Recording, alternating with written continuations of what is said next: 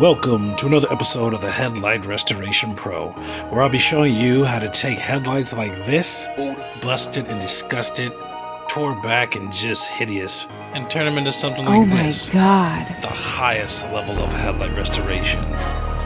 Now, tell me, have you ever seen a headlight restoration this beautiful before? Probably not. And if you say yes, it was probably watching this channel. I was gonna tell you something before we went up in the house, man. What's up? Oh, guess what? Word got back about them little marks who jacked you in here. I know where they be kicking it at. Down with the 187? Let's get down to business. This is a 2012 Lexus ES 350. Beautiful car, mid-size, big body car. They have bigger ones than this. This Lexus category are on this year, but not too many. A very attractive car.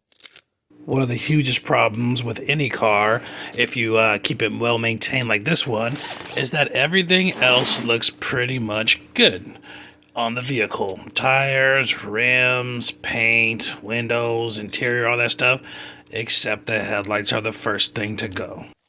And if you really pay attention in your neighborhood and your world or wherever you're at, and you look at these vehicles, you're going to see about, 30% of them are immaculate except for the headlights. And why is that? Because headlight restoration is a brand new up and coming thing.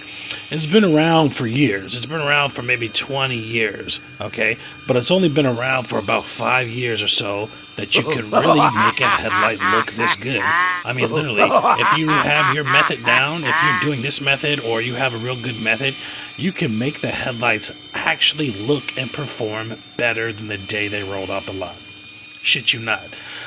These headlights look so good and they perform as good as they look. They look better when it's done. You'll see, or you saw in the precursor as well. They look better than the day they rolled off the lot, and they're also, it kind of goes hands in hand when you do a proper method like this. It means they're going to perform better than the day they rolled off the lot.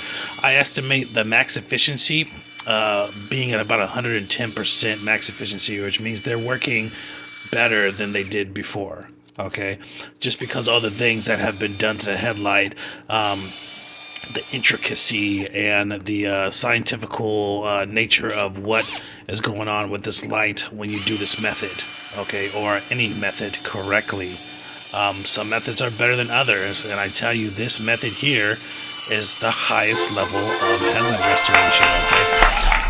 There's other methods that I've seen and other methods that I've done that can be considered the highest level of headlight restoration, so don't think this is the only one to go to.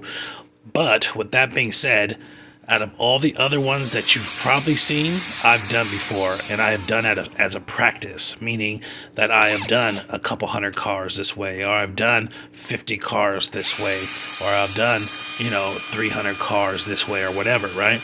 I've been a wet sander. My first probably, 30, 40 cars were probably wet sanding, and I'm an evolving person with anything I do. I try to get it down. I just wanted to point at that right there real quick, sidebar. This is one of the ones that I've made. The other one was too, but this is one of the ones that was made with my new interface pads or whatever on this video here. That I'll show you how to resurface those and make those, because they're virtually impossible just to buy. I mean, they want, like, if you find it, which is really hard anyways, they want like $30 a piece, and it's just ridiculous. There's ways around it. I just make my own and resurface them, and the bottom part typically doesn't break unless you're doing something crazy with it, dropping it or whatever. But anyhow, this is one of the highest, if not the highest methods. This is the highest method that I have ever came across, okay? I've been doing this one steadily as my practice for a couple years now.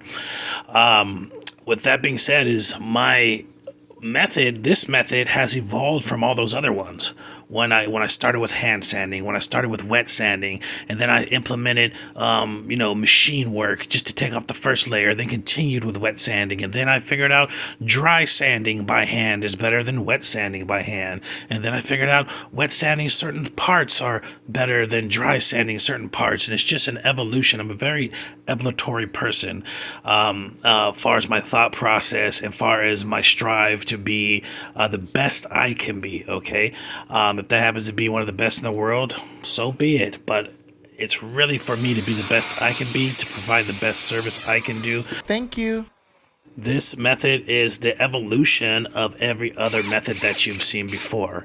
Well, let's go back to the beginning again. I started with 2K clear because in the beginning, I started with those wet sanding, this way and that way and whatever, all that stuff, and 2K clearing, this and that. And I tried it with the spray maxes and, the one for headlights that they say bunny ears, and then the regular one as well. And it was so expensive compared to all the other products. Then I started trying actual products. Once I found out 2K clear shit, it starts damaging headlights, and I had some cars come back where I had to redo the headlights and put something else on because either it peeled or, and this is flawless, okay? Now, I can hear these idiots, these dinosaurs, these cavemen saying, oh, that's because, you didn't do it right. You see how good I am at headlight restoration. I'm good at every single method of headlight restoration you can think of, and I've tried damn near all of them. There's only so many. There's only so many methodologies and combinations of shit you can do to a headlight. I've tried them all. I am of this level of doing it, the highest level of headlight restoration in either way. And I'm saying they're not all equal.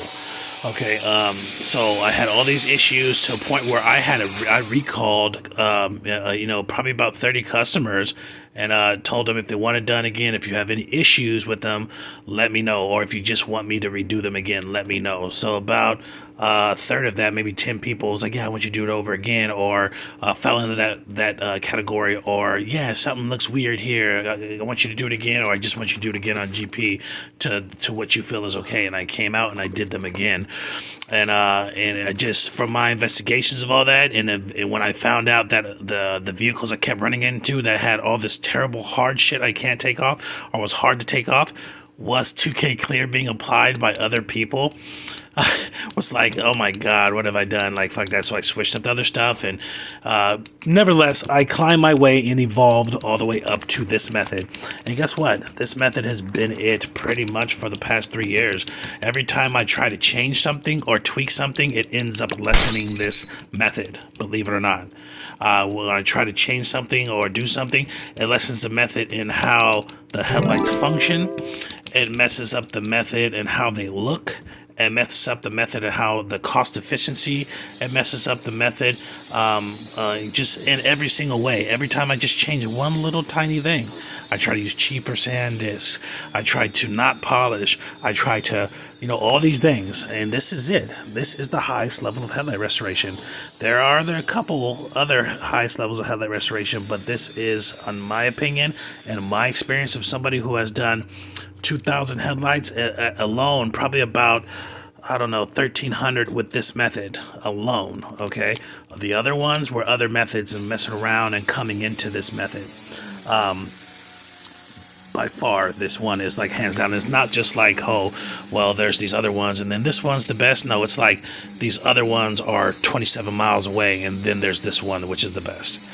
By far, this method. And then guess what? You be the judge. There's over 140 channels, approaching 140 videos on this channel, approaching 150. Okay, and every headlight restoration I have showed you on here hasn't been every single one I've done. It's every single one I decided to record. Okay. This one here is exemplary, okay? It's just, when you look through the channel, it's different levels of perfection. They're all perfect, okay? This one is a perfect. This one is a different level of perfect or whatever. And it's all the same. I just really like the way this light came out, but they all come out this way. As you see on this headlight, it's a much quicker job on this headlight because all the clear coat was gone off of this headlight. Initially what I did is I started with the P800, which means I skipped a whole step. Saves time, and saves a lot of cleanup on the back end. This way, just do your P800 step and on. So that's where I started and followed the same suit, whatever, and just follow suit. But there's a lot of things that I don't iterate sometimes, and I have to catch myself, like the fact that when I did the hand motion, I was extremely light on this light. These are really soft lights, and you got to start knowing the difference between different lights and picking up what to do with those different hardnesses of lights and shapes, and those things like that will come in time. You have to experience those problems to conquer those problems. But anyways, if you if you literally want to start a business or whatever, and provide a quality product, whether you're just trying to make ends meet, or you're trying to become a real professional headlight restorer, or just trying to hook your grandma up, keep your family safe or whatever, this is the method to go to. Okay, it's very user friendly. It just the consistency rate is like 100 over 100. It's the most consistent method that I have ever come across or combined with anything else. And this is one of the number one things I wanted to strive for in the beginning. When I was hand sanding and wet sanding, I would always be like, what the fuck, man? I had that perfect light before.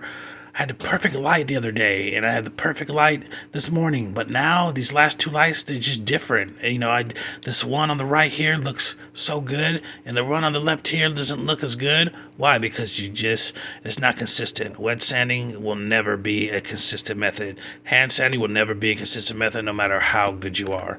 Okay.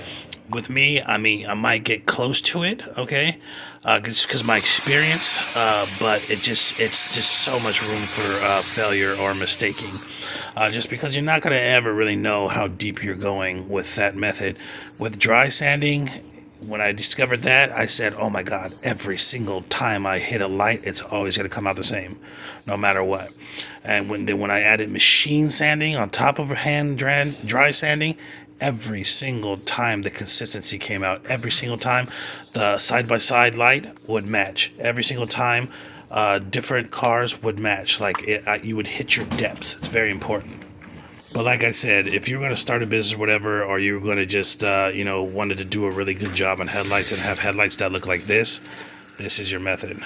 You can definitely do it. That's why these videos are up. This is why I show you everything I use. I show you where I get them from, where you can get them yourself. And, I explain them to you. You can, everything is in the bio. Everything is listed in the bio that I use. Full disclosure here. And I show you every single step. Hell, I even replay it like this, and I show you slow-mo. See how I spray? Listen to it.